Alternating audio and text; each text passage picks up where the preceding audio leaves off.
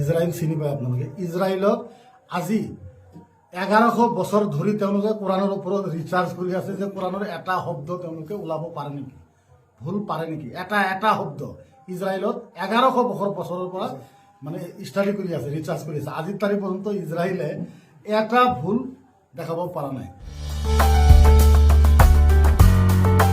এদিনৰ পৰা social media খুলিলে, ফেচবুকটো খুলিলেই আয়ুব আলী শৰ্মা বুলি এজন মানুহৰ ভিডিঅ' পাওঁ। আয়ুব আলী শৰ্মা যে ইছলামৰ বিৰুদ্ধে এইবোৰ মন্তব্য দি আছে, ইয়াৰ বিষয়ত আপুনি কি ক'ব? আপুনি চাব, সৰ্বপ্ৰথম কথাটো হ'ল এইটো, আমেৰিকাৰ আটাইতকৈ ডাঙৰ বৈজ্ঞানিক আছিল জাষ্টিছ কে শিখৰ আদাৱাত। তেখেতে আয়ুব আলীতকৈ ভয়ংকৰ বক্তব্য দিছিল, কিন্তু তেওঁ 30 বছৰ ৰিচাৰ্জ কৰাৰ পিছত তেওঁ ইছলাম ধৰ্ম গ্ৰহণ কৰিছে। লণ্ডনৰ একে আলভিৰ তেওঁ আমাৰ নবী সম্পৰ্কে, কোৰাণ সম্পৰ্কে, ইছলাম সম্পৰ্কে ইমান বেয়াকৈ বক্তব্য দিছে। দিয়াৰ পিছত তেওঁ 40 বছৰ ৰিচাৰ্জ কৰিছে, কৰাৰ পিছত 92 ইয়াৰ্ছত তেওঁ ইছলাম ধৰ্ম গ্ৰহণ কৰিছে। 3 নম্বৰ কথাটো হ'ল, আপোনালোকে জানে ৰাছিয়া এখন দেশ আছে। ৰাছিয়াৰ এজন মানুহ তেওঁৰ বয়সটো হ'ল 30 বছৰ। 30 বছৰৰ পৰা তেওঁ 70 বছৰ পৰ্যন্ত আমাৰ নবীক গালি পাৰিছে, ইছলামক গালি পাৰিছে। তেওঁৰ বয়স 84 যেতিয়া হৈছে, 84ত যাই তেওঁ ইছলাম ধৰ্ম গ্ৰহণ কৰিছে। কথাটো হ'ল, ইছলামটো এটা সাগৰ হয়। সাগৰৰ পৰা যদি 1 লিটাৰ বা 2 লিটাৰ পানী কমি যায়, আপুনি কওকচোন সাগৰৰ কিবা প্ৰব্লেম হ'ব নেকি? পানীটোৰহে প্ৰব্লেম হ'ব। গতিকে ইছলামটো এটা দৰিয়া, এটা সাগৰৰ পৰা যদি পানী কম হৈ যায়, পানীৰহে প্ৰব্লেম হ'ব, সাগৰৰ কোনো অসুবিধা নহয়। এনেকুৱা আয়ুব আলী কিমান আহিল কিমান গ'ল।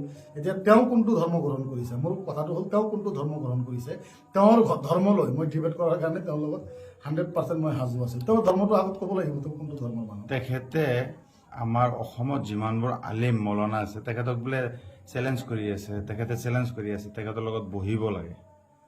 আমাৰ বহাৰ দৰকাৰ নাই, এই কাৰণেতো দৰকাৰ নাই, কাৰণ তেওঁ আমাৰ যোগ্যতাত নাই।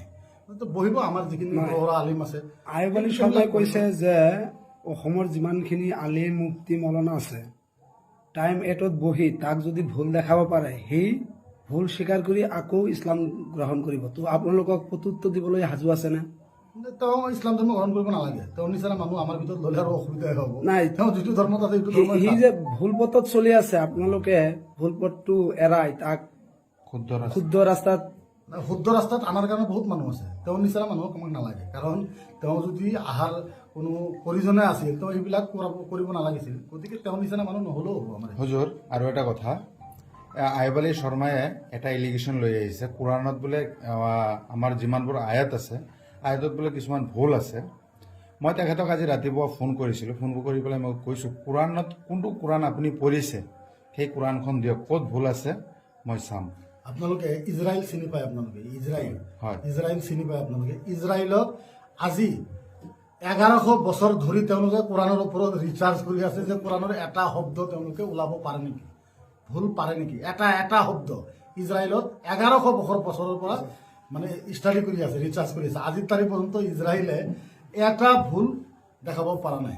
আৰু আপোনালোকক কওঁ, ইউনাইটেড যিটো আমেৰিকা আছে, আমেৰিকা হওক, লণ্ডন হওক, ৰাছিয়া হওক, আপোনাৰ ফিলিস্তিন হওক, ইজৰাইল হওক, যিমান দেশ আছে, তেওঁলোকে আজি শ বছৰ ধৰি ষ্টাডি কৰি আছে যে কোৰাণৰ এটা শব্দ তেওঁলোকে ভুল বুলি দেখাব। আজিৰ তাৰিখ পৰ্যন্ত তেওঁলোকে পৰা নাই। গতিকে তেওঁৰ আৰু কি ষ্টাডিনো আছে? তেওঁতো এইটো বিষয়ে একো নাজানে। কিন্তু তেওঁতকৈ ডাঙৰ যিখিনি বৈজ্ঞানিক আছে, তেওঁলোক পৰ্যন্ত ইছলাম ধৰ্ম গ্ৰহণ কৰিছে। এতিয়া তেওঁলোকে নামাজী হৈছে, পৰেজগাৰ হৈছে। গতিকে এইটোতো চলিয়ে থাকে আৰু এইটো কিয়ামত পৰ্যন্ত চলিয়ে থাকিব। গতিকে তেওঁৰ লগত যে আমি বহজ কৰিব লাগিব বা বহিব লাগিব, আমি এইটো নাভাবোঁ। তেওঁৰ উস্তাদৰ যিজন, তেওঁৰ লগত আমি বহিলোঁ, বহাৰ পিছত এইটো ফাইনেল হৈ গ'ল। সত্যৰঞ্জন আৰু আয়ুব আলী, এই দুজনৰ মাজত পাৰ্থক্য কি হৈছে? চেম একে ন? নাজানো দুজনৰ ভিতৰত। মই সেইখিনি জানো যে আয়ুব আলী নামৰ যিজন মানুহ, মই শুনিছোঁ দে, সি বোলে ৰাতিকে যাই পেলাই তাত থাকে আৰু সত্যৰঞ্জনৰ তাত। মই নাম নকওঁ বাৰু, একেলগতে ৰাতি যাই পেলাই থাকে আৰু সেইটো শুনা পাইছোঁ আৰু। ঠিক আছে।